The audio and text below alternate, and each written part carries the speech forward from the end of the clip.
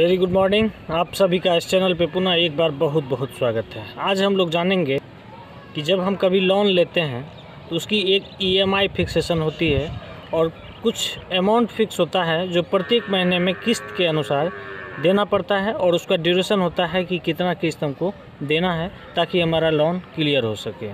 दोस्तों, अभी जो वर्तमान समय चल रही है इसमें आप देखते होंगे कि आपको कार लेना हो, बाइक लेना हो या फिर बहुत बड़ा ट्रक लेना हो या फिर एक छोटा सा मोबाइल लेना हो, सब कुछ ईएमआई पे उपलब्ध होता है।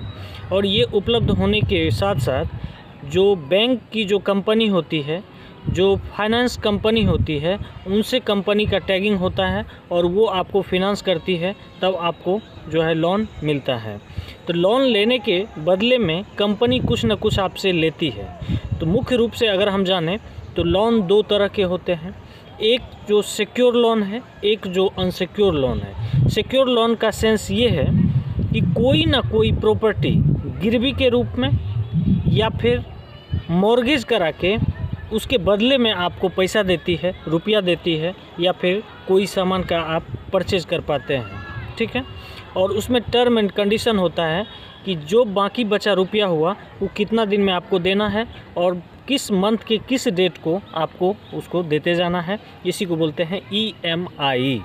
तो दोस्तों, आज इसी के संबंध में हम जानेंगे कि अगर ईएमआई आपका फाइल कर जाता है, 2 किस्त फाइल कर जाता है, 3 किस्त फाइल कर जाता है, 4 किस्त फाइल कर जाता है, तो फाइनेंस कंपनी की जो बैंक है, तो बैंक आपसे पैसा कैसे वसूल सकती है, क्या आपको इस संबंध में जेल जाना पड़ सकता है, इसकी क्या क्या कानूनी प्रक्रिया है, इस संबंध में हम लोग जानेंगे।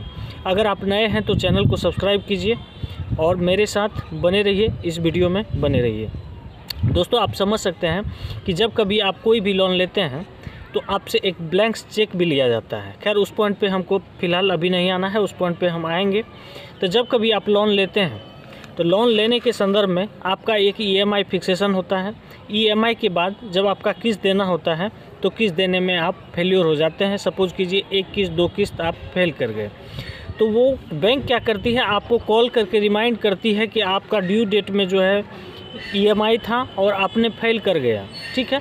फिर उसका चार्ज अलग से जोड़ा जाता है। उसके बावजूद भी अगर आप नहीं देते हैं तो 3 महीने तक अगर आप फॉल्ट हो जाते हैं तब उसको जो है एनपीए, नॉन प्रॉफिट एसेट में काउंट करके आपके अकाउंट को रखा जाता है, ठीक है।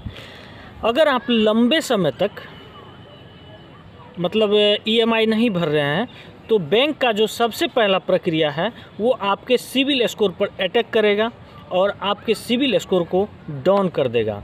दोस्तों, आप जानते हैं 750 से अगर आपका सिविल स्कोर कम होगा तो कोई भी कंपनी, कोई भी फाइनेंस कंपनी आपको लोन देना नहीं चाहेगी। लेकिन यही ईएमआई को आप बहुत लंबे समय तक जो है अगर आप पेमेंट नहीं करते हैं तो इसको जो है और डाउन करता जाएगा।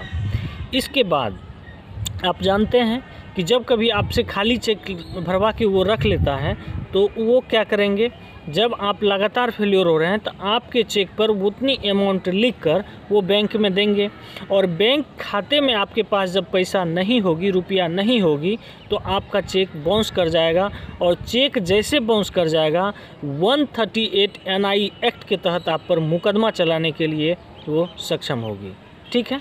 उस मुकदमे में 2 साल तक की सज़ा का प्रावधान है।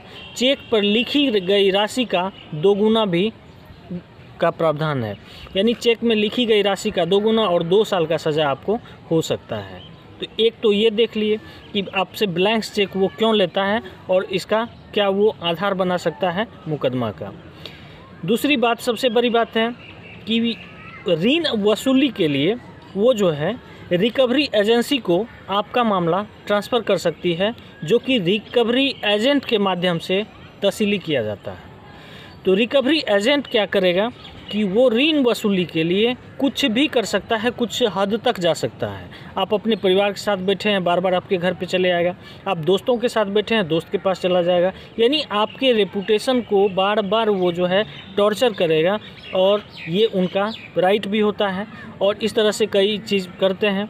अगर कोई एसेट यानी बाइक है, 4 व्हीलर है या कोई भी गाड़ी है आपके पास, तो उसको भी वो जब्त करवा सकते हैं। लेकिन जब्त करवाने के लिए पहले उसको नोटिस देना होगा, ठीक है। तो 15 दिन पहले नोटिस देना होगा और वहाँ का जो नियरेस्ट पुलिस स्टेशन होगा उसको भी सूचना देनी होगी। तो गाड़ी जब्त करने के बाद भी अगर 30 दिन के अंदर आप लोन पेमेंट नहीं करते हैं तो गाड़ी को सेल आउट करके वो अपना ऋण वसूल कर सकता है।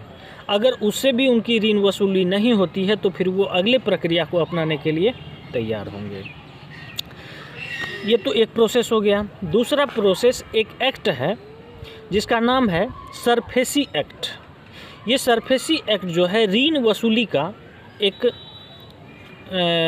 पावर देता है, जो आवासीय और वाणिज्यिक संपत्तियों को नीलाम करने की शक्ति प्रदान करती है बैंक को। तो ये सरफेसी एक्ट के तहत जो है आप पर ऐसा कर सकते हैं। तो आप जब कभी अपने चल एवं अचल संपत्ति का जो भी चीज़ गिरवी या मॉर्गेज के रूप में रखे हैं उसको सरफेसी एक्ट के तहत वो जब्त कर सकते हैं। जब्त करने के बाद भी अगर आप पेमेंट नहीं करते हैं तो उसको जो है वो क्या कर सकते हैं, सेल आउट कर सकते हैं। इसमें कहीं कोई दिक्कत नहीं है। अब जब कभी आपकी आवासीय या वाणिज्यिक संपत्ति को जब्त करने का समय आएगा तो जब्त करने के लिए उसको सबसे पहले 60 दिन पहले उसको नोटिस देना पड़ेगा।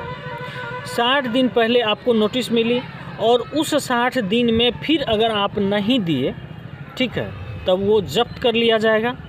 उसके 30 दिन के बाद भी अगर आप उसका अमाउंट फुलफिल नहीं किए तो निश्चित रूप से आपके उस संपत्ति को सेल आउट करके वो अपने ऋण वसूली का जो है प्लान फाइनल कर सकते हैं।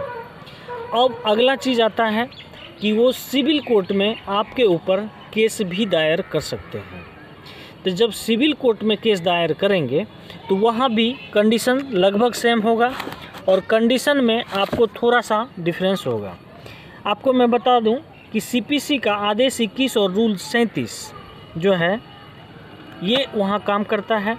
और जब कभी सिविल मुकदमा दायर करेगी तो सिविल कोर्ट में वो सबसे पहले कुर्की के लिए अर्जी देगी।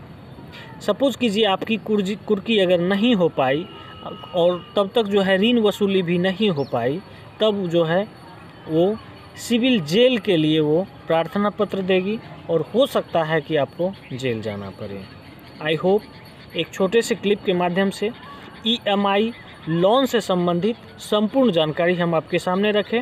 इसके अलावा भी कोई जानकारी अगर आपको चाहिए तो आप कमेंट कीजिए। मैं कमेंट के रिप्लाई के माध्यम से या फिर किसी भी माध्यम से मैं आपको आंसर देने का कोशिश करूँगा।